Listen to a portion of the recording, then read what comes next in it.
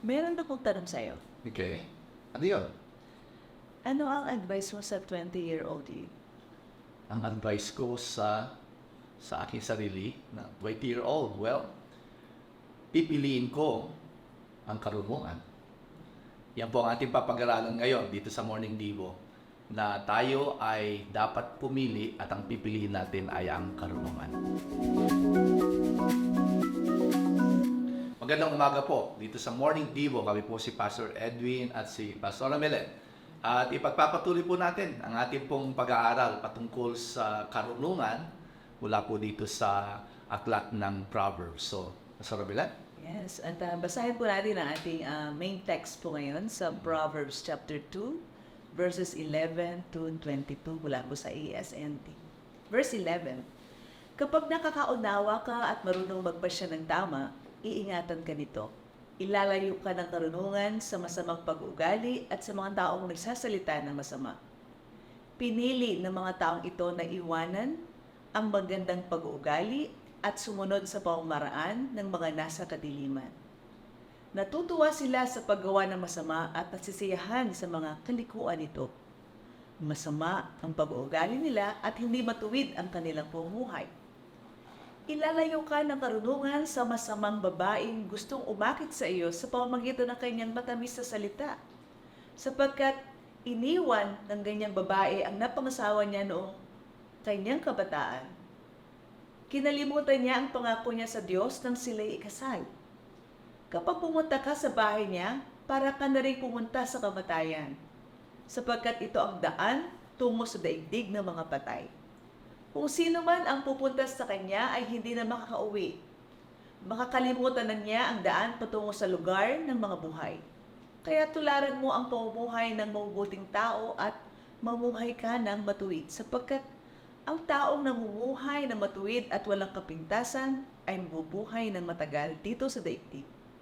Verse 22, ngunit ang masasama at mga mandaraya ay palalayasin, bubunutin sila na parang mga damo. Wow, so napaka-lalim din, ano? At matalas ang pagkakasalita ng mga paalala dito patungkol sa karunungan at nagbigay sa atin ng mga instruction na kinakailangan magkaroon tayo ng pagdidesisyon na mas piliin natin ang karunungan kaysa ang kasamaan. Yeah. Ano ba ang dahilan kung bakit natin pipiliin po ang karunungan? Mga katotohanan po na ating pong pag-uusapan ngayon. Ang una, nasabi po roon, ay piliin natin ang karunungan para tayo ay maingatan. Di ba? That's right. Wisdom would protect you. Di ba? Sabi dito sa verse 11 to 15, kapag nakakaunawa ka at marunong magpasya ng tama, iingatan ka nito. May protection kapag may karunungan, Pastor Melet, di ba? Yeah, sapagkat marami na, alam na po natin lahat to, napapahamak tayo pag mali yung ating decision. Napapagalitan tayo, or yung mga dapat na mga pakinabang na mapapunta sa atin, bilang nawawala. Ano po, dahil somehow, no, out of, sabi nga, hindi tayo nakinig sa instruction, or hindi natin pinahalagahan yung mga pagpapaalala sa atin. And then, yun. Yun ang tayo sa ating sa instruction. puntos, oo, na tayo napahamak Oo. na. Sabi nga dito sa verse 12, ilalayo ka ng karunungan sa masamang pag-ugali at sa mga taong nagsasalita ng masama. So, hindi talaga karunungan yung magsalita ng masama. Oo. Dito, talagang binibigyan tayo ng, kumbaga, result ng isang taong pinipili ang karunungan. Kapag sinabi kasi natin pinipili ang karunungan, pinipili natin ang katuwiran, Yeah. pinipili natin ang Mabuting mabuting pag-ugali. pag-uugali, Yeah. no? At kung ito ang ating nagiging pagpili, pupunta tayo sa isang sitwasyon o katatayuan na malayo tayo sa kapahamakan dahil lang sa ating masamang pag-uugali or masamang pananalita. Sabi nga doon sa verse 13, yung mga taong bumipili ng kasamaan, ano? Pinili ng mga taong ito na iwanan ang magandang pag-uugali at sumunod sa pamamaraan ng mga nasa kadiliman. So talagang for one, na doon yung truth na you have the choice actually. You have the choice to do what is right and what is wrong. And every person has the ability, meron siyang kapasidad para tignan kung ano ang tama at kung ano ang mali. At kapag pinili mo ang, ibig sabihin, alam mo na nga yung tama, pinili mo pa rin yung mali, talagang may consequence siya talaga. Oo. Parang halimbawa, sa ano yun for example, sa trabaho, di ba? Sa trabaho natin. Gusto natin ng promotion. Siyempre, lahat tayo na magkakasama sa trabaho, gusto natin ng promotion. At maganda yun, na desire, na ikaw ay ma-promote. Talagang tama lang na i-desire mo na umangat ka sa antas ng yung posisyon, ng yung trabaho. Pero kung gagawin mo to, gusto mo to, pero para matupad yun, sisiraan mo yung kaopisina mo. Yeah. Hahanapan mo ng butas na mga mali yung mga kasama mo. And then pipintasan mo ng pipintasan sila sa harap ng yung boss. Ay, doon na natin ngayon naiintindihan na, teka, Mas pinili niya pa yung maling gawing gano'n. maling pag-uugali. Maling Para pag-uugali, para lang ma-promote. So dahil doon, walang karunungan yun. Hindi ka maging marunong sapagkat tingnan mo, baliktarin mo ang sitwasyon. Kung ito naman ang gawin sa'yo ng iba, masasaktan ka, masisira ang relationship, at maapektuhan kang maigi. Gusto ba natin yun? Yun. So, piliin ang karunungan. Piliin natin ang karunungan. So pag sinabi natin piliin ang karunungan, piliin ang tama. Piliin ang makatwiran. Piliin ang mga bagay na hindi lang sa ikasasama natin, kundi yung hindi yung makakabuti sa atin, ano? Yeah. Yung sabihin, Yes. kaysa yung ikakasama natin. Yeah. Kaya napaka-importante na mas piliin mo kung anong tama, kung piliin mo ang integridad. Yeah, yun. Sa promotion, kung gusto mo talagang ma-promote, hindi maging integros ka sa oras. Oo. Maging pasikap ka sa iyong Yes. trabaho. Pagyamanin mo yung mga skills mo o sa iyong trabaho. At maging mabuti kang yung nakisama rin sa iyong kapwa ng trabaho. Wow. And then, isip mo yung ikabubuti din nila. And then, part na rin yun actually ng isang napakagandang pag-uugali. And then, ang biyaya ng Panginoon, Pastor Edwin, ang Diyos ang magpupromote Yes. mo, di ba? So, yun nga, pagka pinili mo pag sinasabi natin piliin mo karunungan, piliin mo ang integridad, piliin mo ang honesty. Magandang example dyan, tayo po ba ay honest sa mga ginagawa natin sa trabaho natin? Hindi natin ito ginagawa ng, may mga ginagawa tayo hindi tama, tapos pinapalabas natin na ito'y tama. Yeah. O kaya yung diba, sa office, di ba? Mga nagmi-meeting tayo, mga strategic plans, mga ideas. Tapos, kapag ang magandang idea ay nagmula sa iyong katrabaho, and then, pag kausap mo yung boss mo, parang sa iyo nagmula yung magandang idea, huwag naman. I-recognize mo naman yung katrabaho mo na sa kanya nagmula yung magandang idea. At nang sa gayon, yung ganong mabuting pag-uugali, actually ang mag-aangat sa iyo at mag-iingat sa iyo, no? Yan. So, yun ay mga example Yeah, lang ng pagpili ng karunungan. Yes. Ano po, napaka-importante po na kapag sinabi nating pipiliin ko ang karunungan, ay pipiliin ko ang katwiran, ang kalooban ng Panginoon at ang tama. At yun ang mag-iingat sa atin. Yun ang mag-iingat natin. Ingat tayo. So pangalawa, na sinabi po rito, piliin natin ang karunungan sapagkat ito ay magdudulot ng pag-iingat din sa ating pamilya. Wow. So paano ba natin ito nagkakaroon ng manifestation ng pag-iingat ng pamilya kapag pinili mo ang karunungan? Bagamat sa Proverbs, Pastor Edwin, sa verses 16 hanggang verse 19, parang asawang lalaki yung pinapaalalahanan. Sinasabihan. Oo. Pero sa totoo lang, it is both ways. No? Asawang Babae or lalaki. So, ibig sabihin, sa aspeto or usapin ng relasyon ng pamilya, ng pag-iingat natin, ay sinabi rito, ilalayo ka ng karunungan sa masamang babae, gustong umakit sa iyo sa pamagitan ng kanyang matatamis na salita. Iniwan ng ganyang babae ang napangasawa niya noong kanyang kabataan at kinalimutan niya ang pangako niya sa Diyos nang sila ikasal. So, ibig sabihin, ito ay unfaithfulness. kumbaga napakalaking usapin din dito no, sa mag-asawa at sa pamilya. Na kapag ikaw ay pinipili mong lumakad sa karunungan, nagiging aware ka na may covenant. Covenant. So, aware ka sa covenant at lagi mo itong inaalala. Yes. No, pinapaatlahanan mo ang iyong sarili. May covenant ako sa aking asawa. Na maging madapa, maging, ako ay talagang yung one and only. That's right. Di at walang iba. Ikaw ay one and only ko lang. Ayan. Yan ang nagmumula sa puso. Diba? Nagmumula sa puso. Oo naman. Oo. Then, iniingatan mo sa isipan. Kaya nga yung tukso, yung mga masamang salita. Masatamis na salita actually, no? Yan ay ang unang, field yan sa mind day. Oo. Yeah, pag-usapan talaga natin yan kasi yung fidelity, Ayan. okay, yung pagiging Tapat. matapat sa isa't isa ay isa sa mga katangian ngayon na kinakailangan nating pahalagahan Tibayin. at pagtibayin. At ito ay kaya kailangan mo ng karunungan para maisagawa ito, no? So, isa sa karunungan diyan ay kapag ikaw ay nasa sitwasyon na may tukso na ikaw ay magkaroon ng relasyon sa Affair, iba. yeah. Sa iba. Extramarital affair. Oo. Yeah.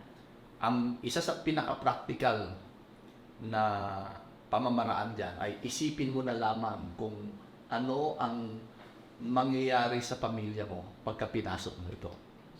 Ang discretion niya din para na daw pumasok sa kamatayan. Yun nga, Pumunta sa no? kamatayan. Ayun. Talagang, Sabi nga nila, sa una, tila maganda, masarap, or magbibigay ito sa ng pleasure.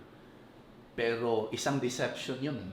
Isang deception na gawa ng kaaway. bitag ito. Oo, isang bitag ito na kapag hindi ka naging maingat at hindi ka naging marunong sa buhay, hindi ka naging marunong sa prinsipyo ng faithfulness at saka fidelity, ay ilalagay ka ito or ilalaglag ka nito sa butas na pahamakan, no?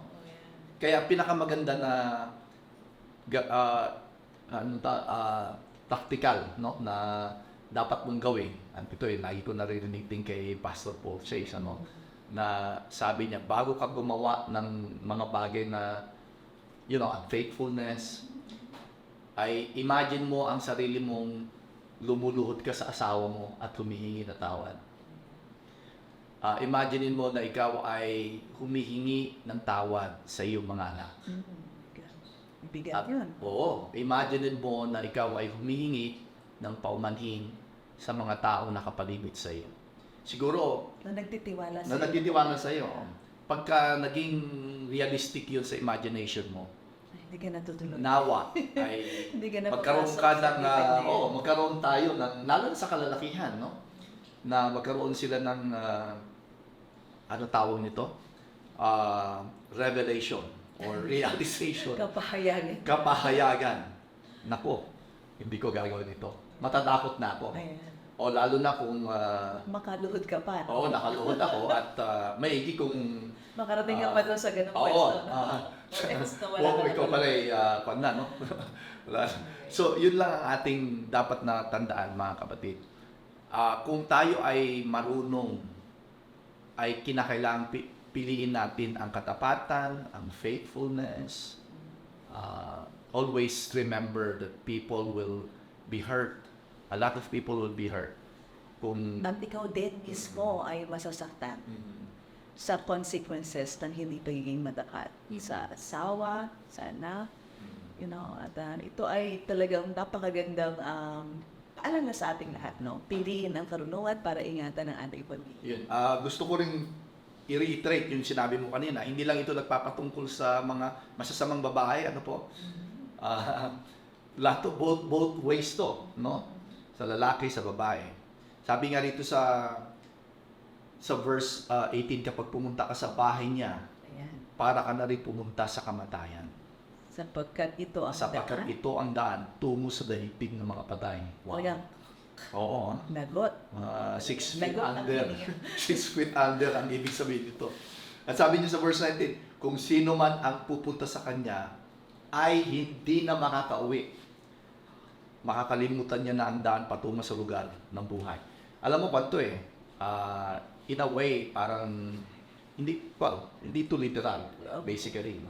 Well, pero merong mga literal na nangyari. Minsan, literal. Pero ang prinsipyo nito talaga is that, if you enter into unfaithfulness, you have entered into the pathway of death, not necessarily physical, but death of covenant, death of being trustworthy.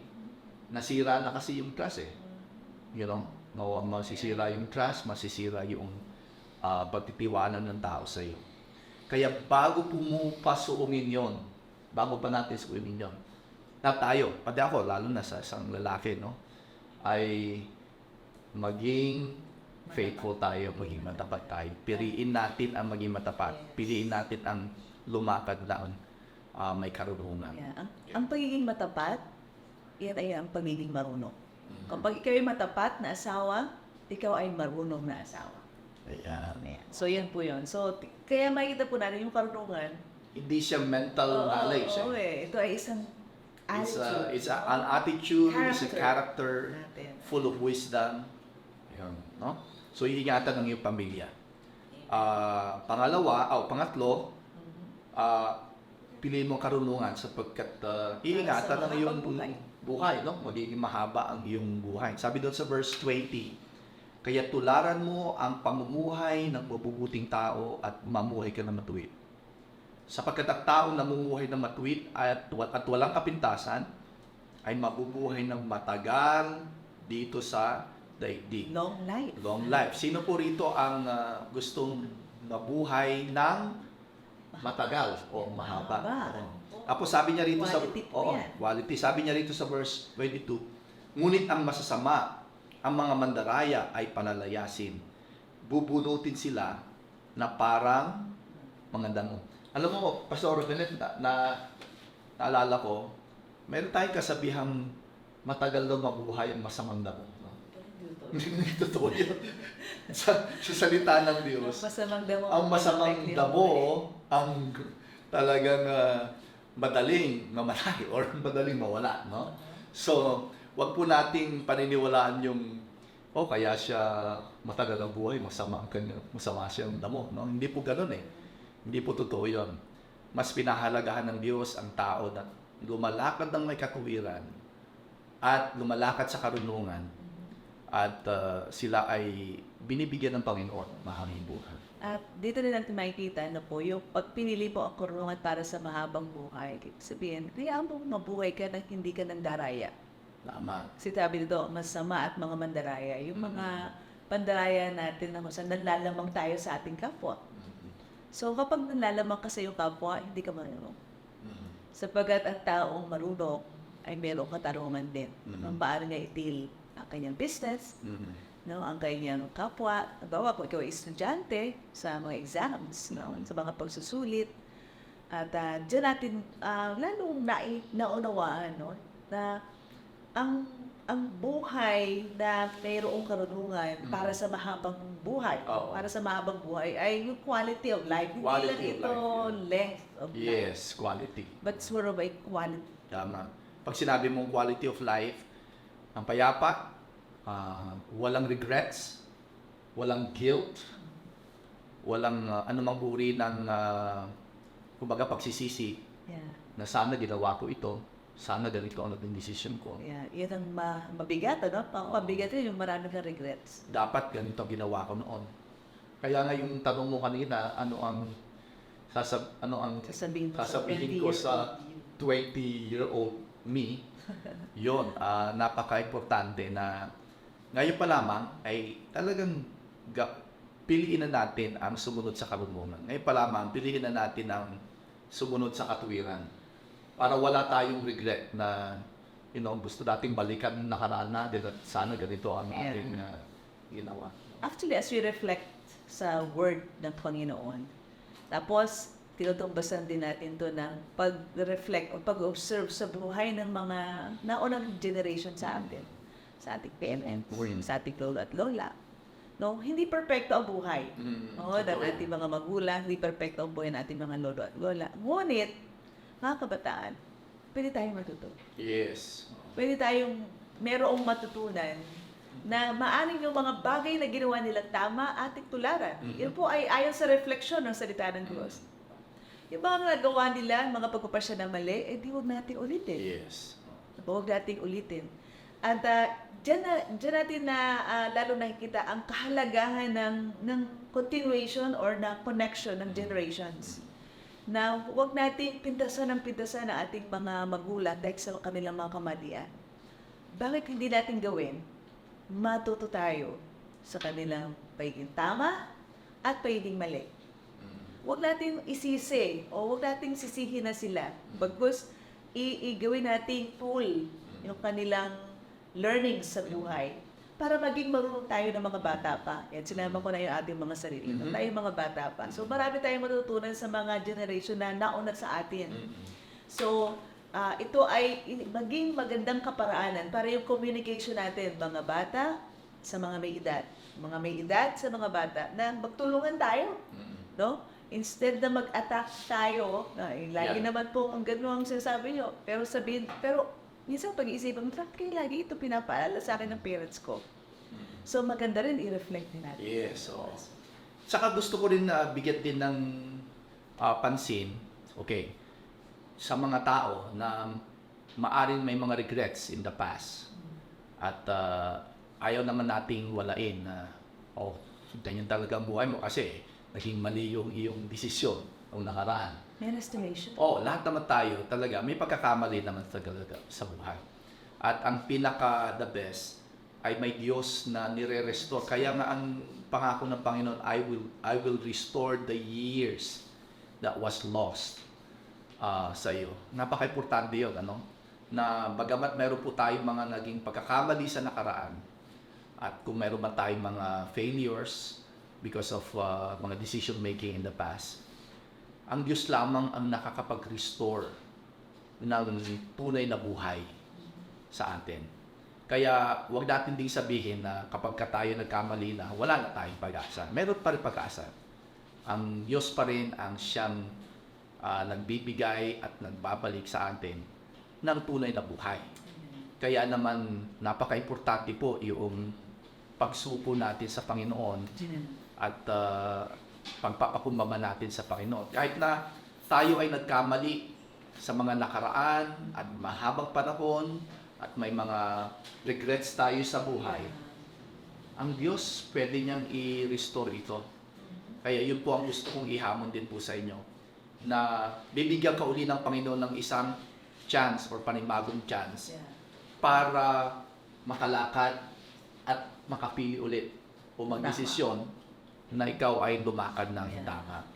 New beginnings. New beginnings, yan. At speaking of new beginnings, gusto ko na rin na i-lead Pastor Melatang sino man dito na ang new beginnings nagsisimula sa personal at taimtim na pagsuko ng iyong buhay sa Panginoon. Kung hindi mo pa siya tinatanggap, napaka-importanting simulan mo ito sa deklarasyon ng pagtanggap sa Panginoon upang makapagsimula ka ng panibagong buhay. Alam niyo po, hindi natin kayang makapagsimula ng bago. Tanging ang Diyos lamang ang makapagbibigay sa atin ng bagong buhay para makalakad tayo sa panibagong lakbayin sa buhay na ito. So, if you want to step up and live a life na may bagong buhay, pwede mong tanggapin ang ating Panginoong Jesus. Pwede mong isuko ang iyong buhay sa Kanya. At pwede ka magdeklara na, Panginoon, gusto ko magbagong buhay, nais kong tanggapin ka. Kung ikaw yon at kung yun ang nais mo, sumabay ka sa akin at maging deklarasyon mo itong panalangin ito. At manalangin tayo. At sabihin mo, Panginoong Jesus, binubuksan ko ang aking puso. Inaanyayahan kita na maghari sa aking buhay. Mula ngayong araw na ito, sinusubo ko ang aking buhay sa iyo. Salamat po sa bagong buhay na tinatanggap ko ngayon. Ako'y susunod sa iyo at maglilingkod sa iyo. Salamat po, Diyos, sa pangalan ni Jesus. Amen. Alam mo, yung panalangin yan, iyan ang hudyat ng bagong buhay at ngayon ay binibigyan ka ng empowerment ng Panginoon para makalakad ng may kabanalan. At nais ka namin makilala rin, sulat mo lang yung pangalan sa comment section kung yan ang ipinanalangin mo para makapag-connecta kami sa inyo at bigyan ka namin ng panibagong pagtuturo kung paano lumakad bilang isang bagong mananampalataya anak ng Diyos.